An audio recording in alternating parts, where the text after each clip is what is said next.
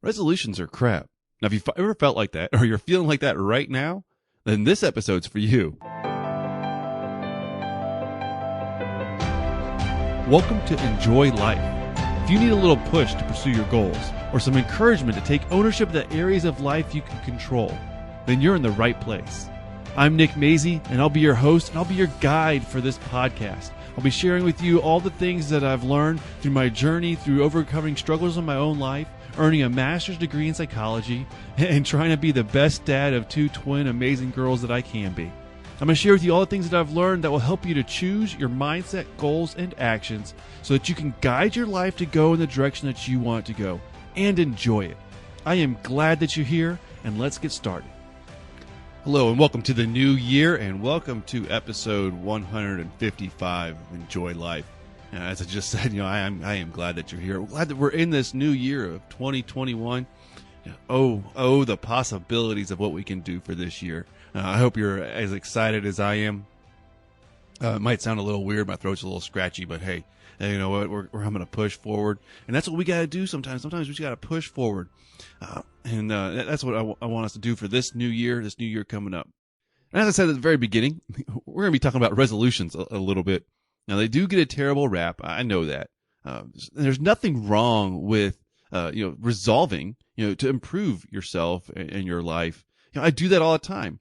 In fact, that's pretty much what this podcast is about. It's about, saying, hey, I'm going to try to make some changes, some positive changes and adjustments to my life so that I can make it more how I want it to be. That's what I want you guys to be saying. That's what I want you to do. So there's nothing wrong with resolving to improve. Make that resolution and then follow up with action and then keep doing it. You don't give up. You make some progress. You get off track. You get knocked down, but then you stand back up. You dust yourself off and you keep going forward and you get back at it. So those are good things. Like I said, resolutions, sometimes they're crap and it's not for trying to improve. Here's just some reasons that I think resolutions, get a bad rap, and they're not so great overall sometimes. Is that the new year has no magical power. I know that's tough saying after coming out of 2020, when, it had all the stuff that 2020 brought.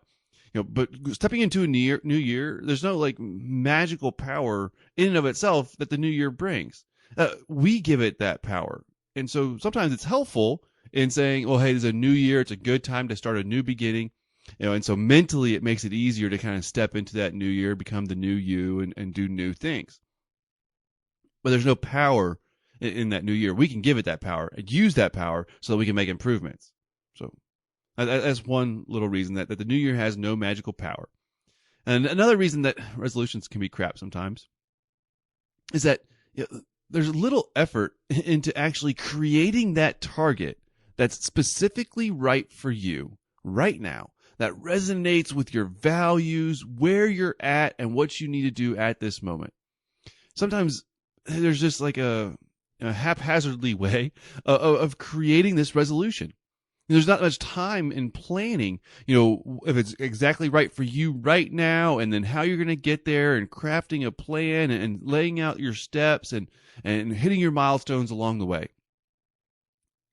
Without a lot of time and effort in planning it, then it's not as good as it can be.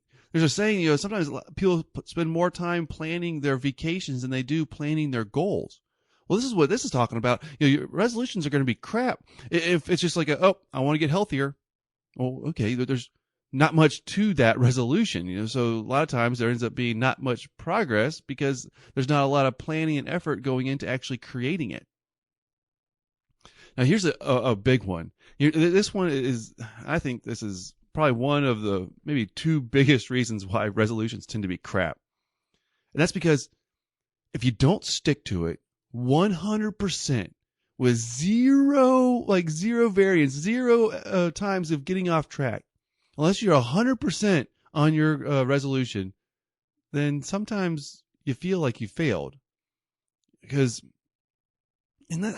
And this is just terrible. This is what's what was terrible about resolutions, is that nobody's perfect. At the very beginning, I was talking about, sometimes you get off track, you get knocked down, and then you stand back up, and then you get back at it. It's not about getting knocked down. It's not about falling off track. Those things are going to happen. And so you don't fail at your resolution, or you don't fail because you get knocked off track a little bit. It's giving up.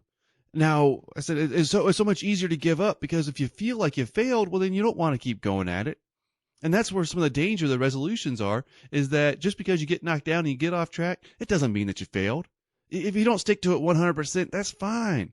If you're making improvements, if you're getting a little bit better and a little bit closer, man, that is success right there. That is success. Cherish that success. And then just all you got to do is just get back up, and you can keep taking steps forward. You can make more progress if you don't give up. So you're definitely not failing, or you're definitely not a failure just because you can't stick to that resolution 100%.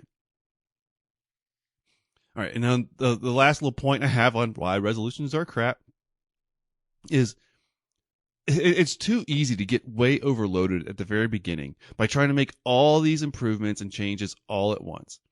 Too much to do, and then you just end up giving up because you can't do it all. Well, that's last time. If you're setting a lot of resolutions, then you're trying to knock them out all at the very beginning of the year, and you can't do a million things at once. You really just do one thing at a time. As far as resolutions or goals, or targets that you're setting for your life, it's really good to limit how many you're working on at one time. And that way you can actually focus on them. That way you can, make those adjustments and improvements and see gains in that area, and you develop some momentum. And then later on, you can take on more after you've made some progress. And that way you're not focusing on really getting started on too many things at once, and you won't be overloaded. But so those resolutions, sometimes it's easy to get way overloaded up front. That leads to not sticking to them 100% even more. And then before you know it, you're off track. And that's not where we want to be. Now, if you're like millions of people out there and have already set your resolutions, I'm not trying to get on your case. There's nothing wrong with that. Now, if you do need a little bit of a little quick win to maybe find out what's holding you back on some of your resolutions, or to help you, break through some of the challenges that you're struggling with, I really do recommend you go and check out my Goal Killer Solution Quiz. Because goal killers, they happen. They also happen to resolutions. They're just things that hold you back, things that are stopping you from making the progress that you want to make. And so I have a short quiz, and it just asks you a few questions, and you select which one applies most to your current situation, and then it will help you to find a way to break through.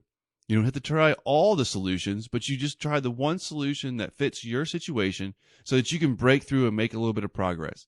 You can use it for goals. You can also definitely use it for resolutions, because it'll help you to find a way of something simple that you can do so that you can get back on track, move forward, and make some progress. Just go to nickmazy.com/GKSQ. That's for the Goal Killer Solution Quiz. That's nickmazy.com/GKSQ.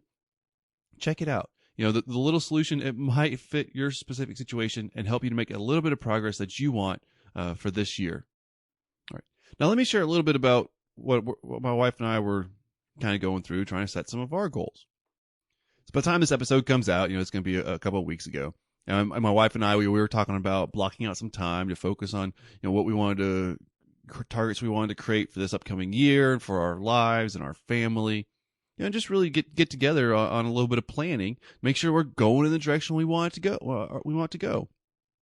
Now, her and I, we approach creating goals a little different from each other, and creating targets for our lives and our family, and hitting them together, and being a team. All that's very, very important to us. To each one of us. At the same time, we are a little bit different. Like, everybody's different, and so we have to make sure that we're setting specific individual goals that resonate with us, as well as setting goals for the family that resonate with both of us. And it is a little bit of a challenge. Now, the challenge is definitely worth it, because it helps us to get on the same page, and it helps us to just feel more connected when we know that we're working toward these goals together. As well as there's a lot more success when you're working together than not being together. But to be completely honest, this last year, it has been tough. I know I'm not the only one saying that. I'm not sitting here complaining. Just being honest, it has been tough. It definitely has had its wins too. And so we have to kind of look back over this last year and see some of those wins, see some of those successes so we can appreciate those, get into a good mindset with that, and then carry forward on how we want to make some improvements and learn from some of the challenges. And so we're creating our goals. Now our goals, they apply to just where we're at right now.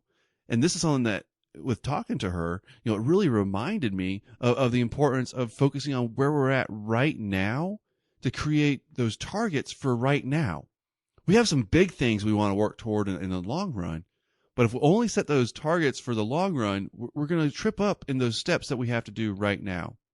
And it's really interesting. She really balances me out, because I can start to think, I can just start piling on the big things I want to work toward in the long term, and get all excited about these things for the future. And then she kind of brings me back to the present, and was really reminding me a lot of focusing on, our well-being and our health, and the things that we need right now so that we can continue to improve and work toward that, our success. And so with this message right here, is what I'm just sharing, to you, is that while you're working on these goals, or the resolutions, if you're updating them, or these targets that you want, making sure that you're balancing it out with what you want, those big goals in the long term, or long-term goals, those big successes, as well as what you need right now, for your current situation, for your well-being, for your health, your mindset, everything. What you need right now will work toward those big goals. And that's important to think about like that. What you need right now, for that way you can work toward your big long-term goals. See, these goals you're setting, they're for you. They're for you. They're not for other people. They're not what other people think you should need for your life, or for what you should want. No, they're for you, because other people, they might not understand your goals, and that's okay. Your goals aren't for them. They're for you. And even goal planning with my wife, she might not understand why certain goals are really important to me, and she works with me on them and acknowledges that they are important to me, so we can work together as a team. But she doesn't have to understand why certain things are really important to me. As long as our values are aligned for our marriage and our family and our lives, that's what's most important. But the specific goals, they might be different, and that's fine. But as long as she's helping me set the goals that are important for my life, it's going to help me to achieve them. And me achieving goals for my life that are aligned with our family values, that's important for the whole family. I'm a better husband when I can make progress toward my goals. And I believe that we all are better people when we're working toward goals that are important for our lives. When our goals are specific to our current situation and who we are, our values, and we're making progress toward them. I just think that's the good stuff in life, in my opinion. Now, they might be through a resolution. You may have set some resolutions that are important to you, and you're going forward toward them. Great. I don't mean to just bash on resolutions, that they're terrible things that have the bad rap that they get. Just make sure that when you're setting those, that you're taking time to create goals or resolutions, whatever you want to call them. And you're taking time to create ones that are important to you, your values, who you are as a person, that are meaningful to you and what you want in your life. That you're taking time to really craft those, you're making a plan to achieve them. That good idea planning that I've talked about. Making sure that you're taking time to create those targets for yourself, to work toward them, making a plan. Really identifying how you can achieve that, ways that you can get help, thinking about ways to get back on track when you fall off track. Even partnering with somebody, if that's a spouse or somebody that can help you to create these targets for your life. Really making sure that you're doing all that stuff, and giving yourself a little bit of grace when you're not 100% on track all the time. Giving yourself a little bit of grace, and then get back on track and moving forward again. Then if you're setting resolutions and you're doing all that stuff, then you're not bad at all. Because no matter what, I believe that just no matter what, creating goals is better than not creating goals. So keep creating goals for you and your life. And as always, if you want some help, some resources, you can go to nickmazy.com, and I have a lot of material, resources, free quizzes and guides and all kinds of stuff that you can check out there.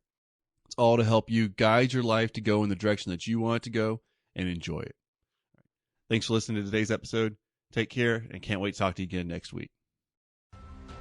Not much can be better than learning and improving and bettering ourselves while being efficient with our time. That's why I like listening to things that help me to improve my life while I'm driving, while I'm getting some exercise or doing errands or housework, anything like that. If I can learn while I'm doing something else, that's like extra bang for my buck. If that's something you're interested in, then you definitely should check out Listenable.